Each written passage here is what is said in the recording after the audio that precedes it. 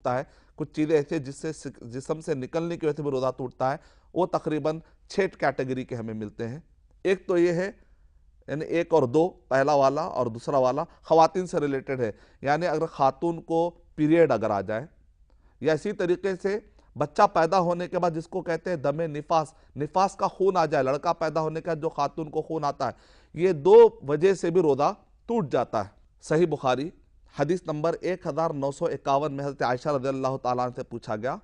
کہ کیا نبی اکرم صلی اللہ علیہ وسلم کے زمانے میں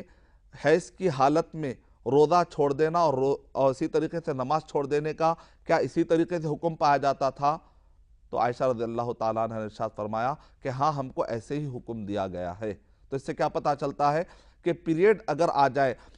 سورج غروب ہونے سے تھوڑا پہلے بھی اگر پیریڈ آ جاتے ہیں تو خاتون کو چاہیے کہ روزہ اس کا ٹوٹ گیا، اس کو چاہیے کہ پھر اس روزے کی پھر سے وہ قضا دے گی، بعد میں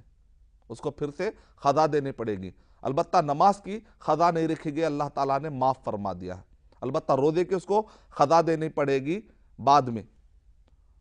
یہ 2 چیزیں ہوئی، جسم سے نکلنے والے چیزیں جو کہ روزہ توڑ دیتی ہے، اس میں سے ایک حیض ہوا، اور دوسرا ولادت کے بعد عورت کے جسم سے جو خون نکلتا ہے۔ میں یہاں پر خاص طور سے وضاحت کر دینا چاہتا ہوں کہ ٹی وی پر عام لوگوں کے درمیان یہ سارے مسائل بتانے میں ہم کو شرمانا چاہیے۔ بعض لوگ ایسا مشورہ دیتے ہیں، تو میں کہوں گا کہ یہ مشورہ غلط ہے، صحیح نہیں ہے، کیونکہ ہم شرما کر ہی کئی غلطیاں کر رہے ہیں۔ نبی اکرم صلی اللہ علیہ وسلم سب سے زیادہ، ہم سے زیادہ آپ شرم و حیا کے پیکر تھے، آپ حیا والے تھے، اس کے باوجود بھی نبی اکرم صلی اللہ علیہ وسلم نے جب دیکھا کہ بعض لوگ جھجک رہے تھے، مسئلے مسائل پوچھ رہے تھے پوچھنے سے، تو نبی اکرم صلی اللہ علیہ وسلم نے ارشاد فرمایا نعمت النساء نساء الانصار، انصار کی عورتیں کتنی زیادہ بہترین ہیں وہ،